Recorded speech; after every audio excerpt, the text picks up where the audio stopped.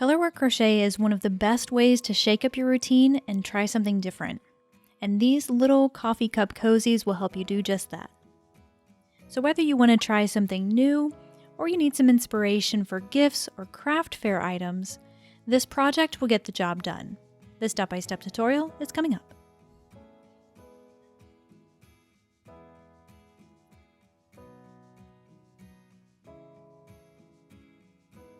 I picked Lion Brand Heartland for this project because I love the heathering in the color tone, but you can use any medium weight yarn you like. You'll need 2 colors, and the more contrast you have between the two, the better the snowflake will show up. Now with your main color, go ahead and make your slip knot and chain 35.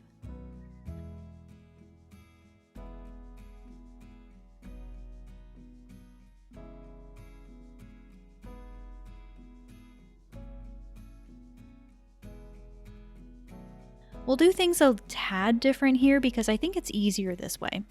So instead of joining to your first chain to form that ring and carrying on from there, just work a single row of single crochets and we'll join later. So flip the chain over, and in the second big bump there, go ahead and single crochet. Then single crochet in each remaining chain.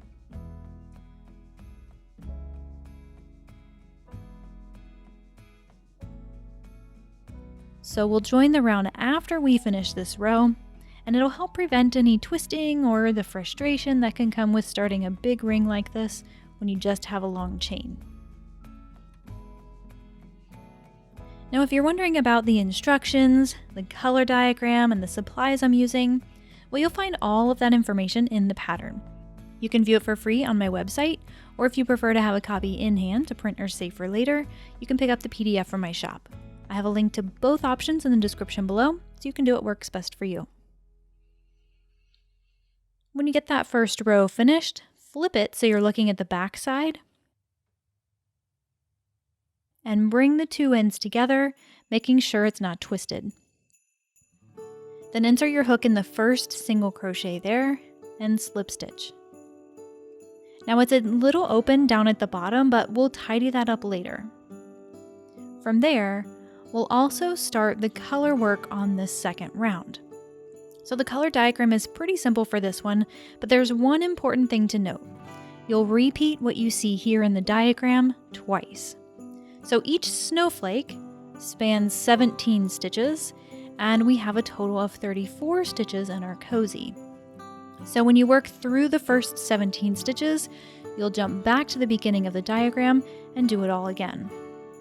If you're a little unfamiliar with diagrams, the numbers here on this side are your rounds, and the numbers along the bottom are your stitches. Our first round, as we can see here, didn't have an additional color, but we do for the second round. We have 7 blue stitches, followed by 1 white stitch, a blue stitch, a white stitch, and 7 more blue stitches, so that's what we'll do. Work the first 6 stitches like normal.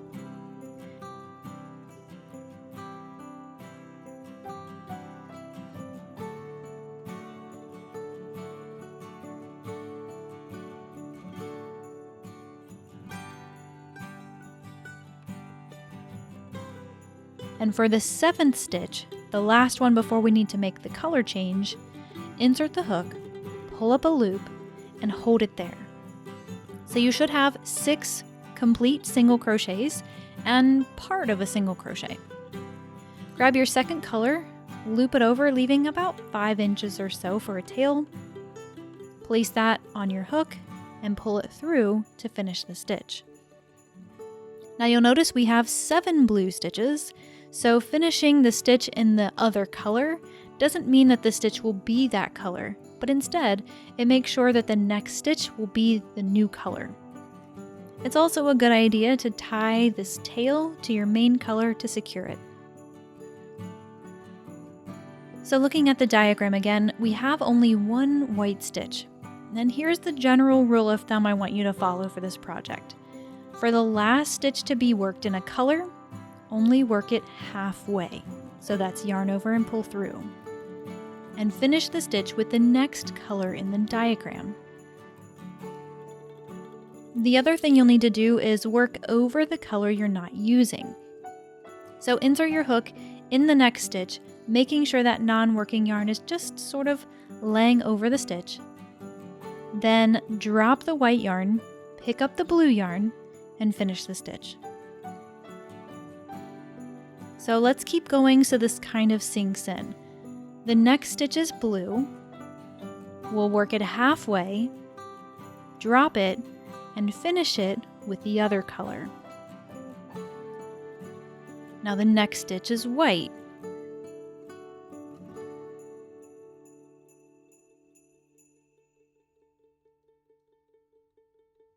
And then we have 7 more blue stitches. Are you seeing the trend here?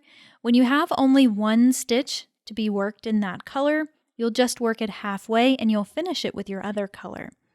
But when you have a longer row of stitches, then the last stitch to be worked in that color, you'll only work halfway and you'll finish it with the new color. Don't worry if this sounds a little confusing now, it'll sink in the more you work on this project. So when you finish those 7, jump back to the beginning of round 2 in your diagram. That means you'll work another 7 blue stitches.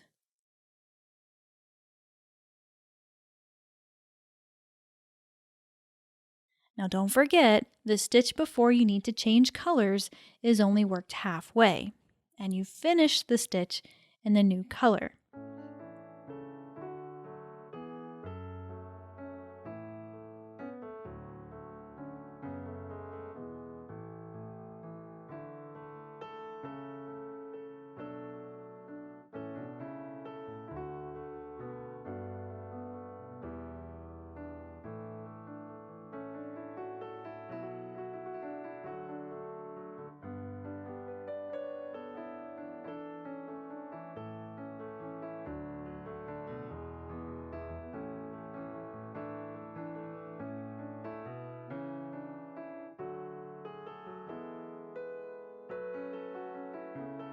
When you get to the end of the round, find your first single crochet and join with a slip stitch there.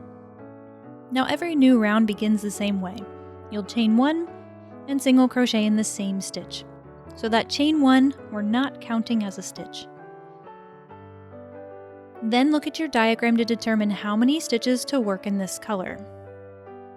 For this round we have 5 blue stitches, so I'll work 4 complete single crochets, and the 5th I'll only work halfway and finish it with the other color.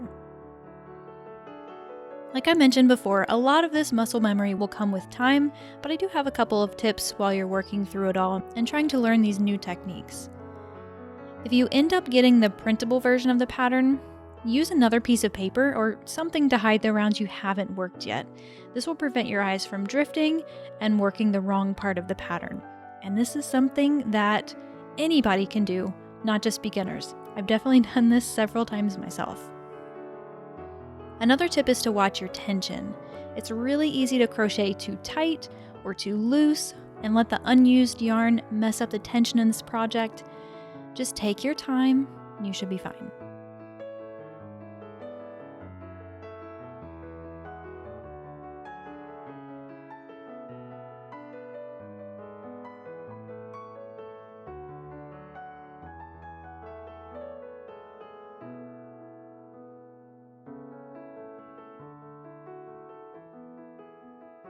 That's the basic techniques you need to work the color portion of this pattern.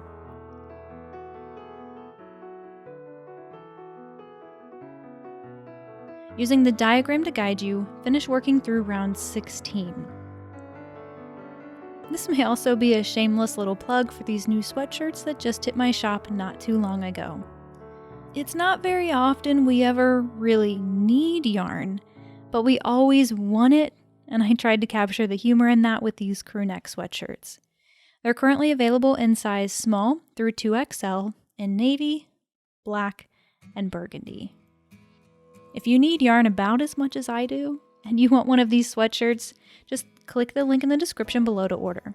And if you do, thank you so much. Anytime you order something from my shop, whether it's a sweatshirt like this or one of the PDF patterns, well, that directly supports me, my family, and my efforts with B.Hooked. Okay, when you're finished with the color portion, it'll look something like this.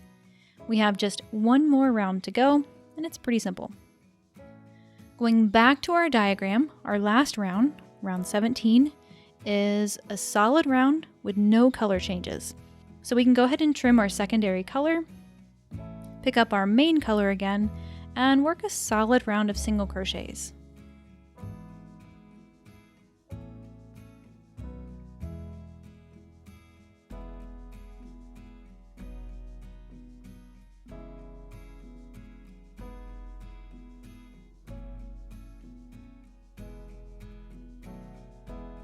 At the end of the round, join with a slip stitch to your first single crochet again, trim the yarn, and fasten off. Now just flip it inside out to tidy up those ends. So the first thing we'll do is fix the join from the beginning. So just run the tail through the stitch on the opposite side to bring the two ends together and weave it in as normal.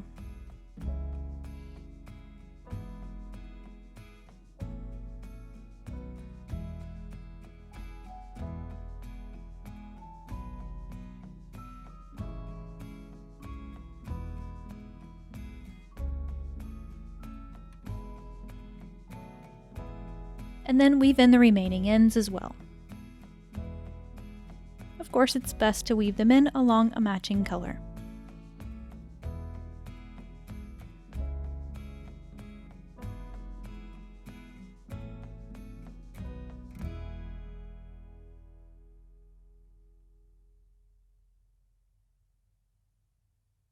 That's all for now, friend.